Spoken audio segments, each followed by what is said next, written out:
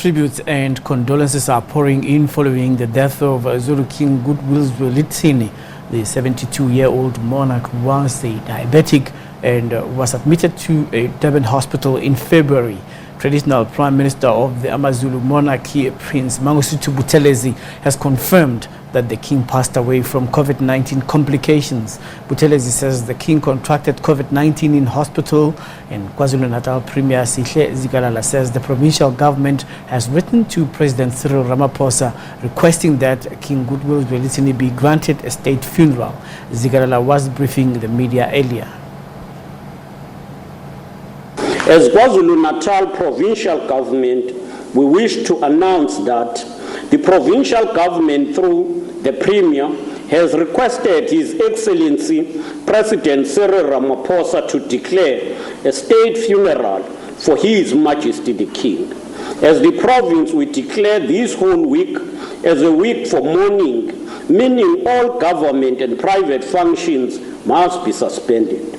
On Thursday, the 18th of March, we call for prayer service throughout the province of KwaZulu-Natal to pray for the Zulu nation following the passing of His Majesty. Government will be working and appoint the team of MECs, the Interministerial Committee, that will work with the Royal House in the preparations for all activities leading to the burial Ukchalwa Kwesile. The office of the Premier, guided by the royal family and the presidency, will work and prepare logistics for the sending off of His Majesty.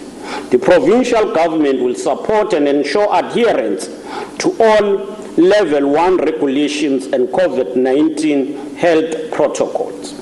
The provincial government will visit the Royal House tomorrow to offer its condolences. Newly recognized AmaXhosa King Ahlangene Vulikaya Zikau has conveyed a moving message of condolences to the passing of Zulu King. King Ahlangene says the kingdoms enjoy strong relations as one of his brothers is King Zwelithini's brother-in-law. He says because of this, the pain of AmaZulu is the pain of AmaXhosa. Speaking virtually from Malawi, where his High Commissioner, King Ahlangene, says the longest-serving king is leaving a great legacy. The nation of AmaXhosa is deeply shocked and saddened by the ultimate passing of Isilo, King Zwelithini kaBhekuzulu. The historical relations between the two nations have always been characterized by mutual respect and collaboration. Through one of our leaders, who was a direct brother-in-law of King Zwelithini, matrimonial unions cemented what had already been a century-old relationship between the two nations.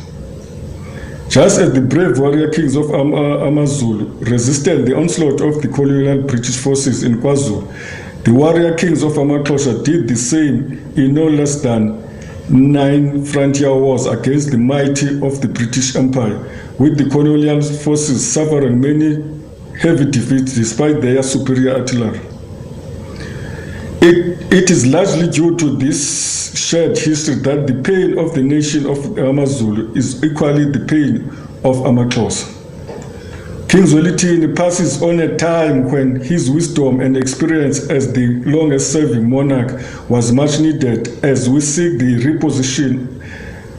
reposition the institution of traditional leadership at the epicenter of the daily lives of our people and struggle they go through. His calm demeanor, even at the height of provocation, will be greatly missed. Kotama ngokuthola silo samabandla. The royal house, AmaXhosa, says the death of their uncle, King Goodwill Zwelithini kaBhekuzulu, has come as a shock.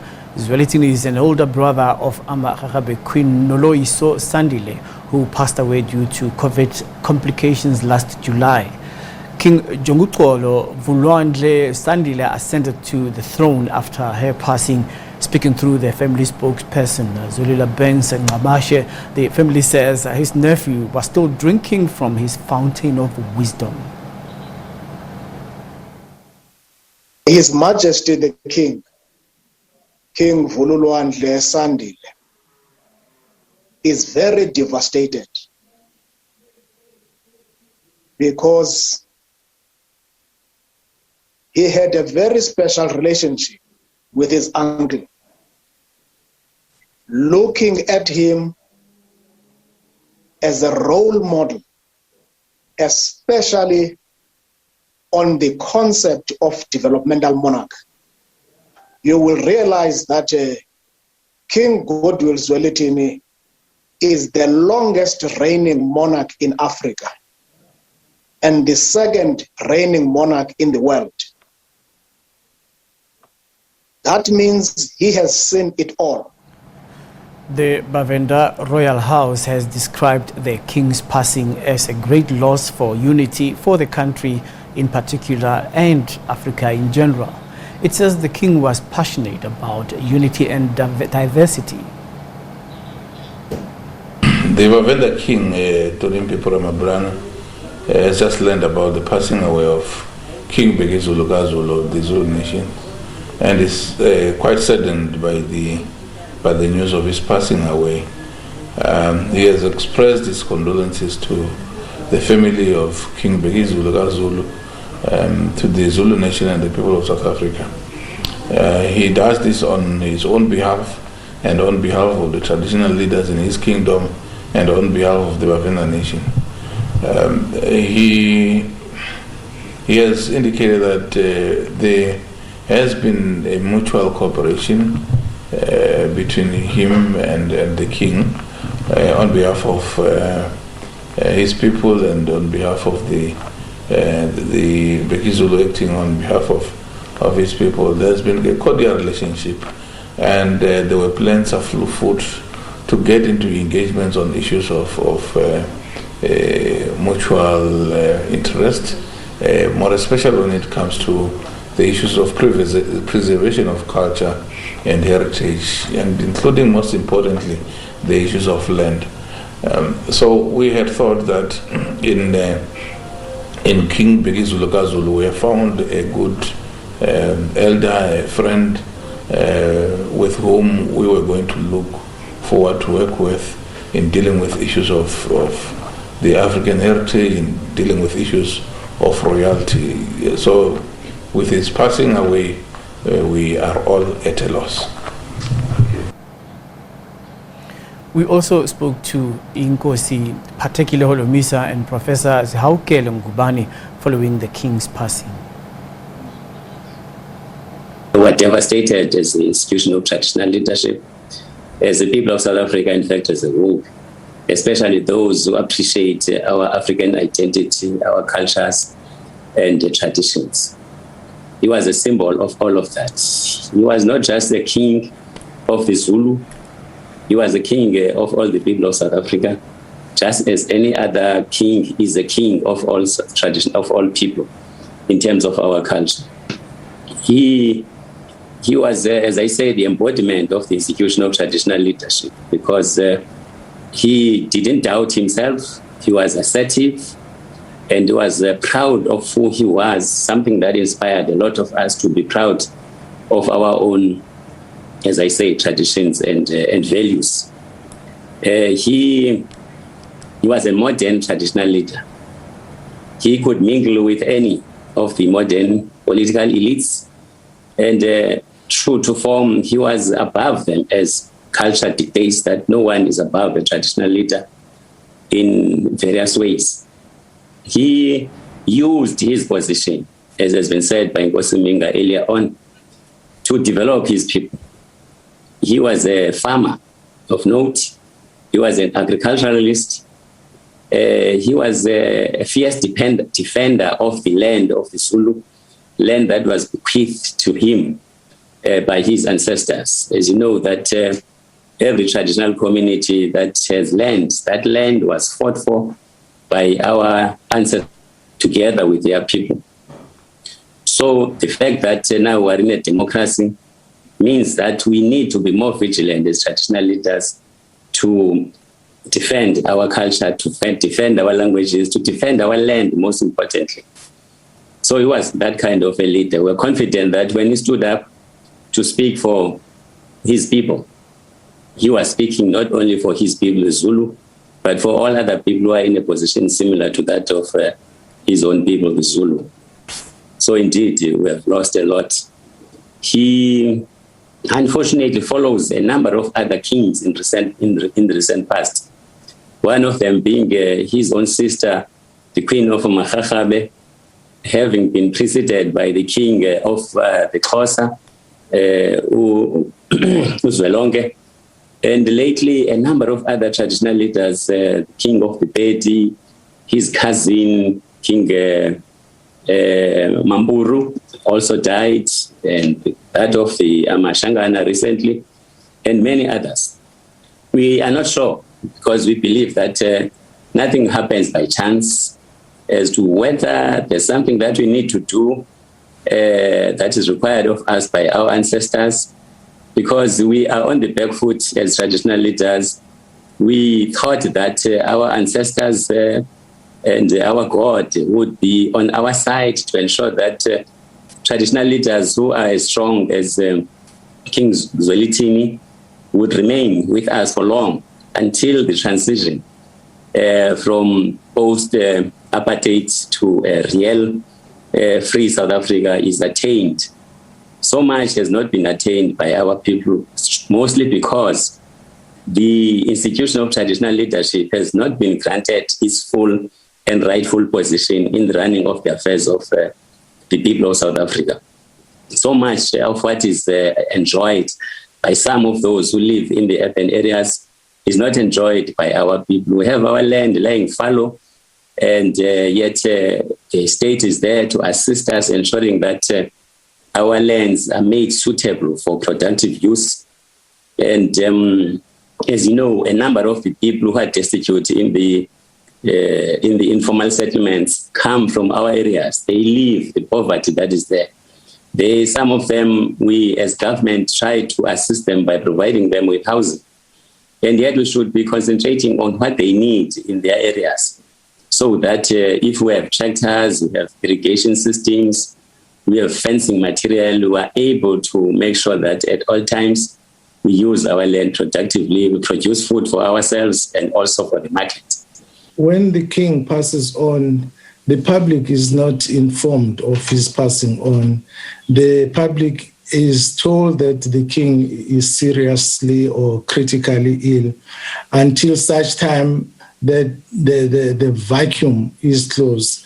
In other words, when the king passes on, it is kept within the family until the family sits around the table and decide, if it's not already decided, who is going to succeed the king. Then when the announcement is made of his passing on, it is then that the new king or the successor is announced, so that the nation is not left hanging without a king. So what, according to you, created the change in tech this time? Why was the announcement made? The time we are living in, the time of technology and social media, even the family members, some of them will only hear of his passing through social media. And I think it is the nature and the condition of the environment we're living on. So how do you think the king would like to be remembered? The king is going to be remembered that as a unifying figure, as a father figure. We are all aware that he took, after the passing on of his father, Zulu King Cyprian, and he was 21 years old, and he is the longest serving king of the Zulu nation in the whole history of the Zulu nation. So I think the legacy he's leaving behind is that of a unifier. He has restored the culture and the custom of the Zulu people that was initiated by Ilembe, Eleka Amanyamalembe, King Shaka Zulu, and he has managed to revive most of the significant customs and ritual ceremonies to date. And we are all aware that he was a champion for Umkhosi Womhlanga, which was challenged and criticized all over, but he was consistent to say it is important for the nation to observe Umkhosi Womhlanga and many other rituals that he revived. And I think that alone is going to be his main legacy as the Zulu King. And he has dignified nation, and regardless of the times that we are living in, Ubukhosi Bawazulu has been respected by most South Africans and all over Africa and the world. The 8th AmaZulu King Goodwill Zwelithini was battling ill health for a while. He was 72. King Goodwill Zwelithini kaBhekuzulu, eldest son of King Cyprian and Queen Tomo. He was born at St. Benedictine Hospital in Nongoma on the 27th of July in 1948. He was educated at the Bhekuzulu College of Chiefs. He took over the kingship of the AmaZulu nation after the death of his father, King Cyprian Bhekuzulu kaSolomon, in 1968. He married his first wife, Princess Sibongile Dlamini, at the age of 21. In 1971, he was installed as the 8th monarch of the AmaZulu nation. The traditional ceremony at Nongoma was attended by at least 20,000 people. During his reign, His Majesty revived a number of Zulu customs as part of his contribution in the fight against HIV and AIDS. He reintroduced male circumcision, which had been stopped by King Shaka. It's scientifically proven that male circumcision decreases HIV transmission. His Majesty also revived the reed dance, which encourages girls to abstain from sex before marriage. His reign was peaceful, as opposed to his forefathers who fought colonial wars, but it was marred by political violence. 20,000 of his subjects died during the ANC and IFP conflict in the 1980s and 90s. The land question also came into play during his reign. On the eve of the 1994 elections, the apartheid government signed an agreement that put nearly 3 million hectares of land in KwaZulu-Natal under the Ingonyama Trust, with the king as the sole trustee. This led to some of his subjects taking the trust to court, claiming that they had been tricked into signing leases on their ancestral land. His funeral arrangements have not been finalized. Simpiwa Makanya, SABC News, Durban.